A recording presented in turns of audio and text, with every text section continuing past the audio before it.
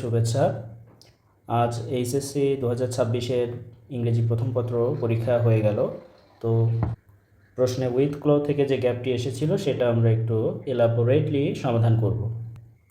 তার আগে একটু বলে নেওয়া ভালো, যখনই গ্যাপ পূরণ করতে যাই সেটা উইথ ক্লো হোক আর উইদাউট ক্লো হোক, খেয়াল রাখতে হবে যেই জায়গাটা আমাদের গ্যাপ, পার্টস অফ স্পিচ যদি আমরা আইডেন্টিফাই করতে পারি খুব সহজেই এই গ্যাপটা পূরণ করে ফেলা যায়। তো আমরা সেই বিষয়টা একটু বিবেচনা করব। তো পার্টস অফ স্পিচের ক্ষেত্রে যেই জিনিসগুলো আমাদের খেয়াল রাখতে হয়, এক হচ্ছে নাউন আমাদেরকে খেয়াল রাখতে হবে, প্রোনাউন খেয়াল রাখতে হবে, তারপরে অ্যাডজেক্টিভ খেয়াল রাখতে হবে, অ্যাডভার্ব খেয়াল রাখতে হবে এবং ভার্ব খেয়াল রাখতে হবে। তো আসুন আমরা প্র্যাকটিস করে বোঝার চেষ্টা করি। Butterflies are dash as powerful samples in many dash and context. এখন আমাদের খেয়াল করতে হবে আমাদের যে গ্যাপটি রয়েছে, এ নাম্বার যে গ্যাপটি রয়েছে তার পূর্বে কি আছে। তো আমরা দেখতেই পাচ্ছি এখানে রয়েছে আর। আর হচ্ছে অক্সিলারি ভার্ব। তো আমরা জানি অক্সিলারি ভার্বের পরে যে ভার্বটি আসে সেটি হচ্ছে V3 হয়। তো অলরেডি আমরা বুঝেই ফেলেছি অক্সিলারি ভার্বের পরে কার বসার জায়গা অবস্থান, ভার্বের বসার অবস্থান। এখন আমরা যদি আমাদের অপশনগুলো বিবেচনা করি, এখানে যে শব্দগুলো দেওয়া আছে এদের ভিতরে ভার্ব কে কে আছে। তো দেখেন ভার্ব এখানে রয়েছে হচ্ছে, আমরা একটু ভিন্ন কালার দিয়ে দিচ্ছি। এখানে ভার্ব রয়েছে অ্যাসোসিয়েট একটি ভার্ব, কানেক্ট একটি ভার্ব, রিগার্ড একটি ভার্ব, তিনটি ভার্ব রয়েছে। তো এখন যেহেতু তিনটি ভার্ব রয়েছে এদের যে কোনো একটি এখানে উত্তর হবে। এখন আমরা কোনটা দিব সেই জন্য আমরা একটু এর অনুবাদটা একটু যদি পড়ে ফেলতে পারি। দেখুন এখানে রয়েছে কি, বাটারফ্লাইস মানে হচ্ছে প্রজাপতি, আর dash as powerful symbols, as powerful symbols মানে হচ্ছে শক্তিশালী প্রতীক রূপে, in many dash and context. এখন বিষয়টি এরকম বোঝাচ্ছে যে বাটারফ্লাইস প্রজাপতিগুলোকে পাওয়ারফুল স্যাম্বলস শক্তিশালী প্রতীক রূপে বিবেচনা করা হয়, গণ্য করা হয়। এখন বিবেচনা করা হয় বা গণ্য করা হয় ইংরেজি কি, অ্যাসোসিয়েট মানে হচ্ছে সংযুক্ত করা, কানেক্ট মানেও যুক্ত করা, রিগার্ড মানে হচ্ছে বিবেচনা করা বা গণ্য করা। তার মানে এখানে রিগার্ড শব্দটি আসবে। এখন যখন আমি রিগার্ড শব্দটি বসাবো, এই যে আমরা কেবল যে রুলসটা দেখলাম এখানে, যে অক্সিলারি ভার্বের পরে যাকে নেব অবশ্য কী হবে, তাকে V3 করতে হবে, অর্থাৎ রিগার্ড বসাইতে গেলে তার সাথে এখন ইডি V3 করে দিতে হবে, রিগার্ডেড। তাহলে আমরা উত্তরটা করে ফেলছি, regarded. Regarded as powerful symbols in many dash and context. তো এবারও যদি আমরা বি নাম্বার যে গ্যাপটি রয়েছে তার আগে পরে একটু বিবেচনা করি। আগে আছে ম্যানি, তো ম্যানি হচ্ছে ডিটারমিনার, আর ডিটারমিনার মানেই হচ্ছে সে অ্যাডজেক্টিভ, অ্যাডজেক্টিভের পরে যে আসবে সে হবে হচ্ছে নাউন, সে হচ্ছে নাউন হবে। এখন আমাদের অপশনের ভিতরে দেখুন কতগুলো নাউন রয়েছে, কালচার্স নাউন আছে, স্যাম্বলস নাউন আছে, তারপরে হচ্ছে কখন নাউন আছে, এরপরে রয়েছে বিউটি নাউন আছে, উইংস নাউন আছে।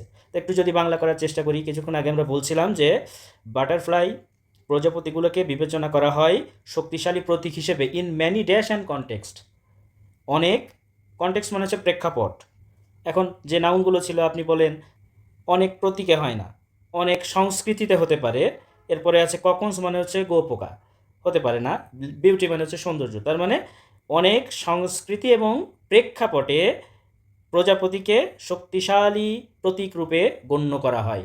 তার মানে এখানে কালচার্স দিলে মানানসই হয়। আমরা উত্তর দিব হচ্ছে কালচার্স। আচ্ছা, আমরা এখানে একটু উত্তরগুলো লিখে ফেলি। এ নাম্বার আমরা দিলাম হচ্ছে রিগার্ডেড, বি নাম্বার দিচ্ছি হচ্ছে কালচার্স। এবার আসুন পরবর্তী সেন্টেন্স বলছে দে আর, এতে বলতে হচ্ছে বাটারফ্লাইজ প্রজাপতিগুলোকে বোঝানো হচ্ছে, আর ওফেন প্রায়শ dash with change and growth. তাহলে এখানেও আমাদের যে গ্যাপটি রয়েছে এই গ্যাপের ক্ষেত্রে আমরা বিবেচনা করব হচ্ছে তার আগে এবং পরে কি আছে। তো দেখেন আগে হচ্ছে কি আছে, আর আছে, ওফেন তো অ্যাডভার্ব, তার আগে আর, এই আর হচ্ছে অক্সিলারি ভার্ব। তো অক্সিলারি ভার্বের পরে আমরা বুঝতেই পারছি পজিশন কার হবে, ভার্ব হবে। এখন ভার্ব হিসেবে যাদেরকে আমরা পেয়েছিলাম অলরেডি তার ভিতরে রিগার্ড আমরা উত্তর করে ফেলেছি, ওটা আর নিচ্ছি না, নিব না। এখন আসেন এর বাইরে দুইটি আছে, একটা হচ্ছে কানেক্ট আর একটা হচ্ছে অ্যাসোসিয়েট। এখন আপনি খেয়াল করুন গ্যাপের পরে আছে উইথ, অ্যাপ্রোপ্রিয়েট প্রিপোজিশন। এই দুইটা ভার্বের ভিতরে কোনটার পরে উইথ বসে, কানেক্টের পরে তো টু বসে আমরা জানি। তার মানে উত্তর কিন্তু আমরা বুঝতে পেরেছি, দে আর অফেন অ্যাসোসিয়েটেড উইথ। তো অক্সিলারি ভার্বের পরে আসলে তাকে V3 দিতে হবে। তাহলে আমরা এখানে দিব হচ্ছে সি নাম্বারটা, অ্যাসোসিয়েটেড।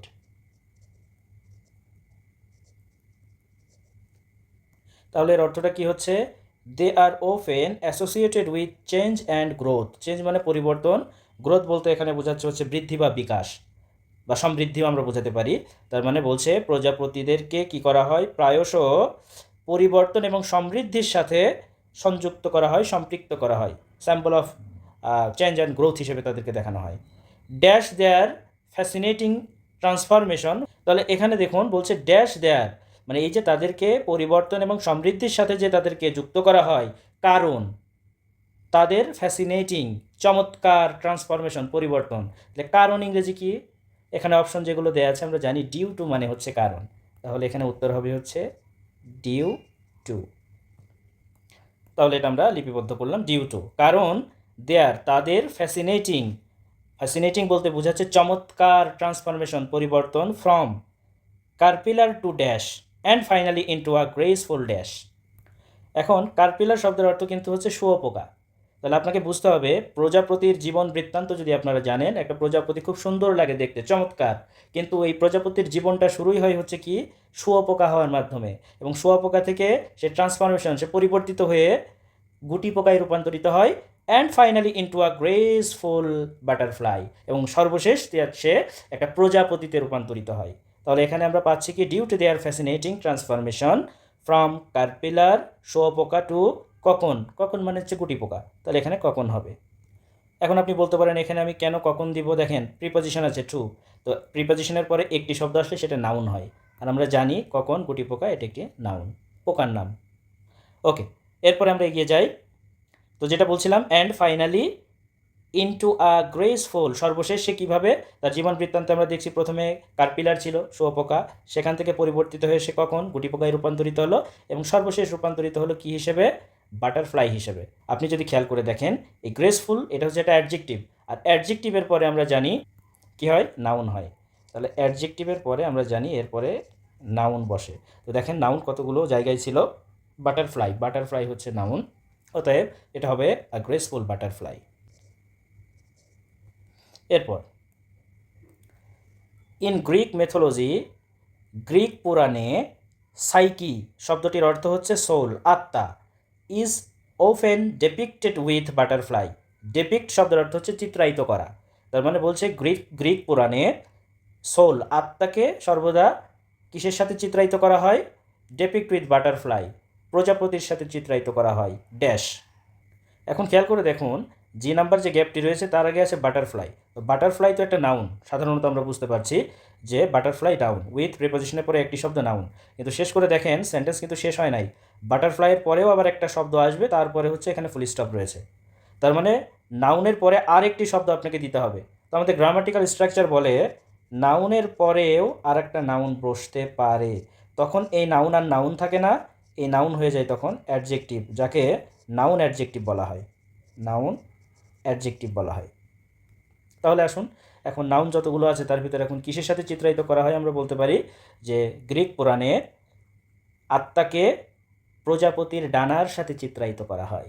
তার মানে একটু খেয়াল করে দেখেন, আমরা যখন আমাদের ভিতরে আত্মা নিয়ে চিন্তা হয়, চোখ বন্ধ করে যখন আত্মার কথা চিন্তা করি, মনে হয় যেন এটা একটা খুব ফ্লেক্সিবল একটা ব্যাপার, আত্মার কোনো ধরাবাধা নাই, সে কোথাও বাধাপ্রাপ্ত হয় না, মনে হয় যেন উড়ে উড়ে বেড়াচ্ছে। তো প্রজাপতির ডানার সাথে চিত্রায়িত করা হয় গ্রিক মেথোলজিতে, আত্মাকে গ্রিক মেথোলজিতে প্রজাপতির ডানার সাথে চিত্রায়িত করা হয়। তাহলে এখানে ডানা দেখেন উইংস, এবার হবে উইংস, তাহলে জি নাম্বার অপশন হবে উইংস।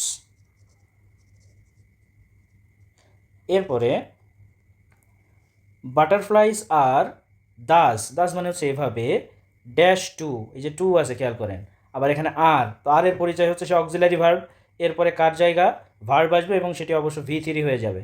তাহলে এখানে ভার্ব আর কে বাকি আছে, দুইটা ভার্ব তো অলরেডি নিয়ে ফেলেছি, একটাই বাকি আছে কানেক্ট, আর কানেক্টেড পরে অ্যাপ্রোপ্রিয়েট প্রিপোজিশন টু বসতে পারে, অতএব চিন্তা ছাড়াই আমরা এখানে কানেক্টেড বসাতে পারি। ইডি কেন দিচ্ছি, V3 দিচ্ছি সেটা তো বলেই দিয়েছি, অক্সিলারি ভার্ব আছে এই জন্য। কানেক্টেড টু দ্য সোল, এটার অর্থ কি, প্রজাপতিরা এভাবেই আত্মার সাথে সংযুক্ত হয়েছে।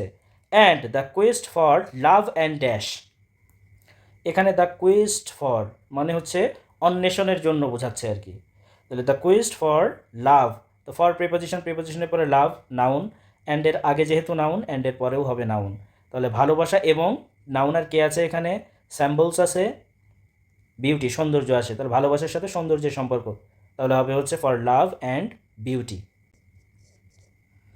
এরপরে বলছে ইন সাম কালচার্স,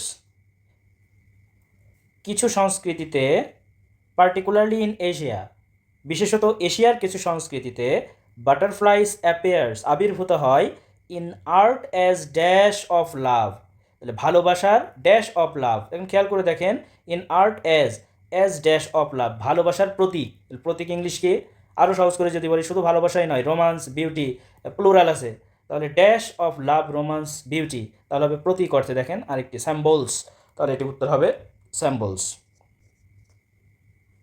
তাহলে যার বাংলার অর্থ হবে হচ্ছে কিছু সংস্কৃতিতে, বিশেষ করে এশিয়ায়, প্রজাপতি আবির্ভূত হয় ইন আর্ট অ্যাজ স্যাম্বলস অফ ভালোবাসা, প্রণয়, সৌন্দর্য এবং স্বাধীনতার প্রতীক রূপে প্রজাপতি আবির্ভূত হতে দেখা যায়।